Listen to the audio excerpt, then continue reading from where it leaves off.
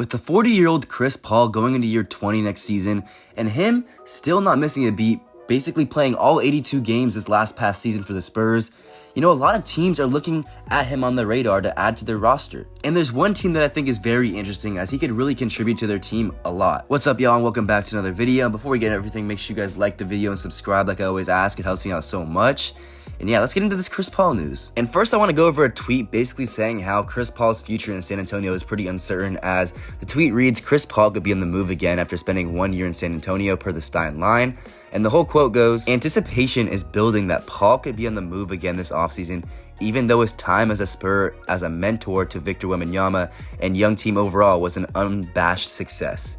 The reality now, though, is that San Antonio acquired De'Aaron Fox in February and just watched Stephon Castle assemble a Rookie of the Year season. Since winning the May 12th draft lottery, San Antonio has likewise attempted to convey a desire to rival teams that it intends to keep the number 2 overall pick in next month's draft to select Rutgers' Dylan Harper, and he's also a guard, by the way. And essentially what this whole tweet is basically telling us is that Chris Paul doesn't really fit in the Spurs next year, because they're going to probably have 3 really elite guards that they want to build around, and adding a 4th one who's only 6 foot tall is not really the smartest move for the Spurs, as they could use that money or use that roster spot for another position. And I mean, they're probably going to have to get creative already, because they're probably going to put Stephon Castle or Dylan Harper at the 3, or even De'Aaron Fox. I don't really know, because if they want to start all 3 of those guys, then it's going to be tough to fit them all in the starting lineup, because they're all really guards at heart. And they also have guys like Vassell, Keldon Johnson, Sochan, Wembanyama, obviously. So they have a lot of talent on the roster, and if they don't trade it, then they're going to probably not need Chris Paul anymore. And if the Spurs somehow do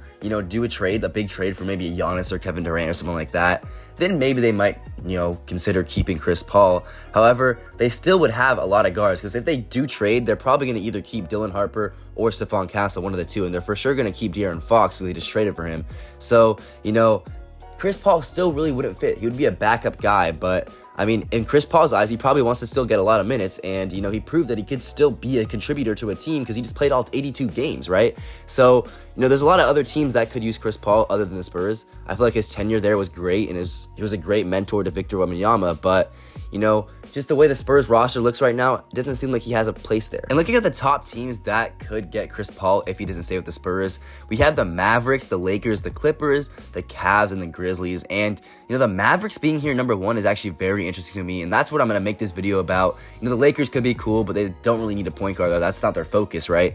The Clippers also don't really need a point guard. They have Harden. They don't really need another guy who can facilitate the court. And then the Cavs, they have Garland. I don't know what they're going to do with him. I mean, Chris Paul could be cool there. And the Grizzlies, I mean, they have Ja Morant, so he'd just be a backup. But I feel like the Mavericks could be very, very interesting. And here's actually another tweet that kind of backs this up, as I actually used this in my Drew Holiday video, so make sure you guys check that out. It was a few days ago, or a few videos back. And the quote goes, or the whole tweet says, Lonzo Ball, Drew Holiday, and Chris Paul are names to watch for the Dallas Mavericks, per the Stein line. And that first part, it kind of just talks about how they want to go for Drew Holiday.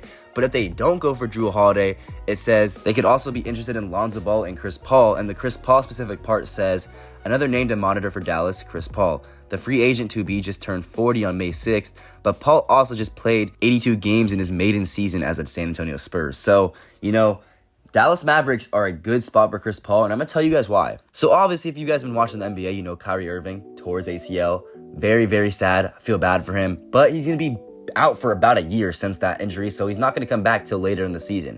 The Mavericks need a placeholder point guard. They want to compete.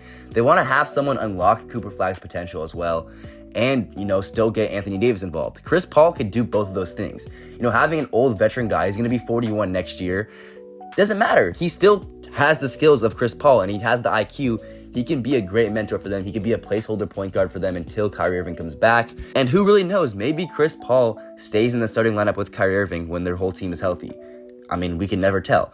But I mean, if we saw what Chris Paul did for Wembanyama this last season, Wembanyama had career highs and everything. Obviously, it was a sophomore jump, but still, I feel like if you ask Wembanyama, he would tell you Chris Paul helped him a lot. And, the Mavericks have another future generational talent in Cooper Flagg coming in. So, Chris Paul basically seems like a dream come true for the Mavericks. And I feel like, if they get him, it would make a lot of sense. And I mean, they also have a lob threat for Derek Lively if they go with the Chris Paul route, because, Lively looked elite. Daniel Gafford also looked elite with Luka Doncic throwing them lobs. And since Luka Doncic's departure, they didn't really have someone doing that for them. So, with Chris Paul, he would eat. We know Chris Paul, Lob City days, he still got that talent, he still got that IQ. He can just throw it up. Lively and Gafford will just catch whatever. Even Anthony Davis, throw it up to Anthony Davis, he's catching that thing too. So, Chris Paul just seems like the perfect guy for the Dallas Mavericks. If they don't get Drew Holiday or if they don't get Lonzo Ball, I feel like Chris Paul is their guy to go to because, he's not going to expect that much money. He's going to be 41. He's going to know that he's not going to be the same old Chris Paul that he was. He probably won't command that much, and they could get him on a cheap contract, maybe a 1 year or a 2 year, probably 1 year though. And I feel like, he could help, elevate this Mavericks team until Kyrie Irving comes back. But yeah, let me know down below in the comments if you guys think the Mavericks idea for Chris Paul is a good idea. Maybe you have another team in mind, so yeah, let me know there down below as well. Make sure you guys like the video and subscribe like I always say. It helps me out so much. And yeah, we out.